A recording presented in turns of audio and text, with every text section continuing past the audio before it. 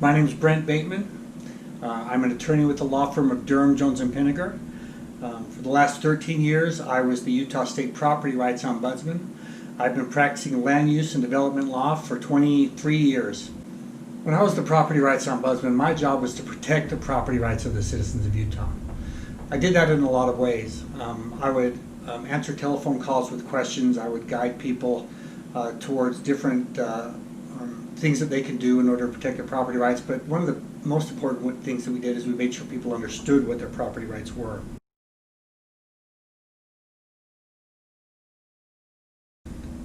Annexation begins when a property owner or a group of property owners get together and they do what's called a petition for annexation. And they file that with the local city, and it's basically saying, we would like to annex, we would like to become part of your city.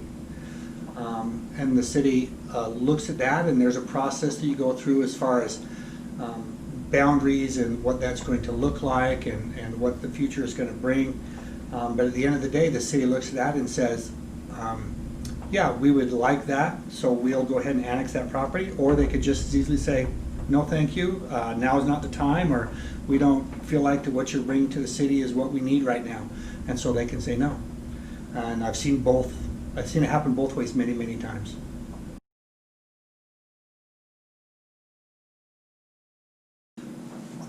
The question of whether a city can force someone to annex into their boundaries is an interesting one. Typically, no. First of all, except under very, very narrow circumstances. Annexation cannot happen unless someone asks for it. A property owner has to actually request it. Cities are not allowed to go out and just grab pieces of property here and there just because they want them. And like I said, there's a very narrow exception to that that has to do with islands and peninsulas. But that's so rare. I've never seen that happen. So the property owners typically have to make a request to annex. There are certain circumstances where smaller property owners will get sort of swept into an annexation with larger property owners. But there are a lot of opportunities in that process for even the smaller property owners to say, no thank you, I do not want to annex. But in any event, it doesn't happen unless the landowners ask for it.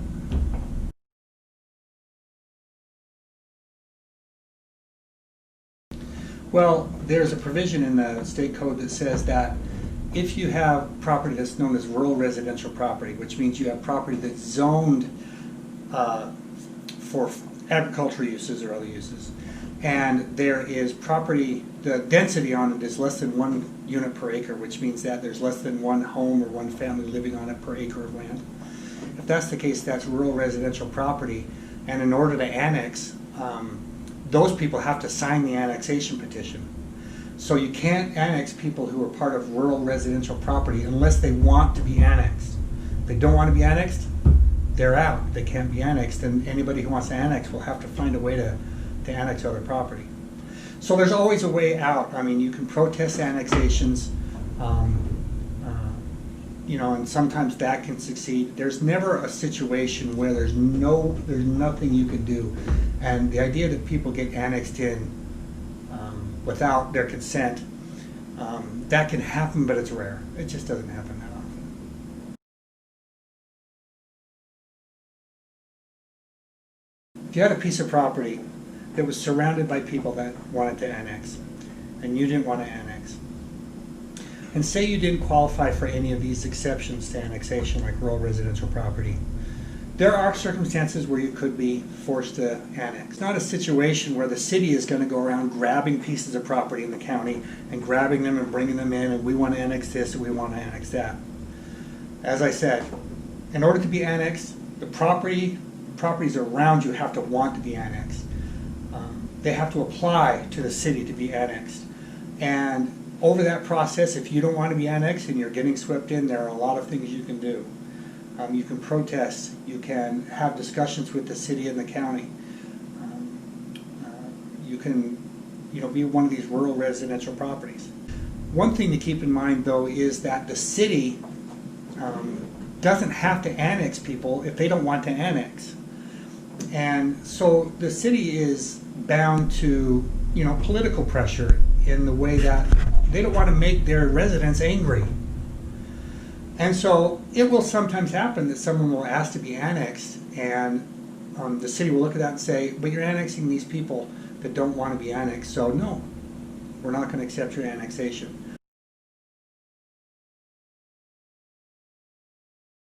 Recently, the incorporators of the West Weber area filed a petition for an extraordinary writ with the Utah Supreme Court.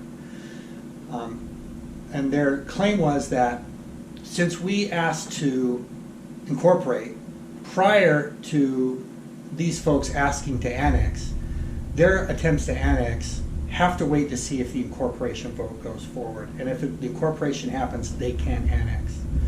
The Supreme Court rejected that argument recently.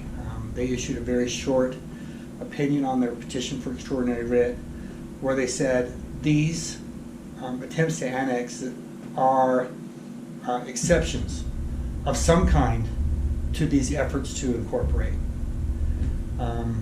We don't know a lot of details because, like I said, it's a very short decision, but the annexations are going to be allowed to go forward. And if they go to completion, those annexations are going to succeed despite the effort to incorporate.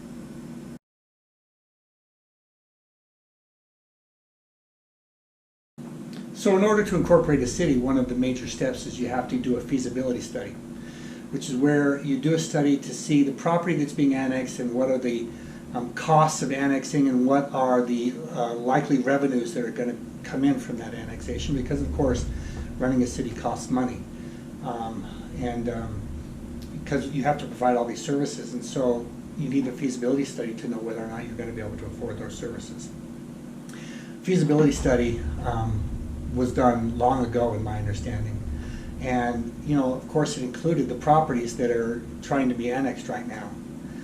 So it's really unknown. The Supreme Court case didn't address the feasibility study and what the implications of that would be, but certainly annexations of property, especially properties that are closer to other cities that have a higher potential for commercial development of those things, are going to have a major impact on the feasibility of the incorporation. That's left us in a situation where we're going forward with a vote for incorporation without really knowing whether or not the incorporation is actually feasible. It's possible that because of those impacts to the feasibility of the annexation, that the tax burden can be much higher to the people who are in the new incorporated area. It's possible also that the incorporation will just, even if it gets voted for, will just not be possible to do.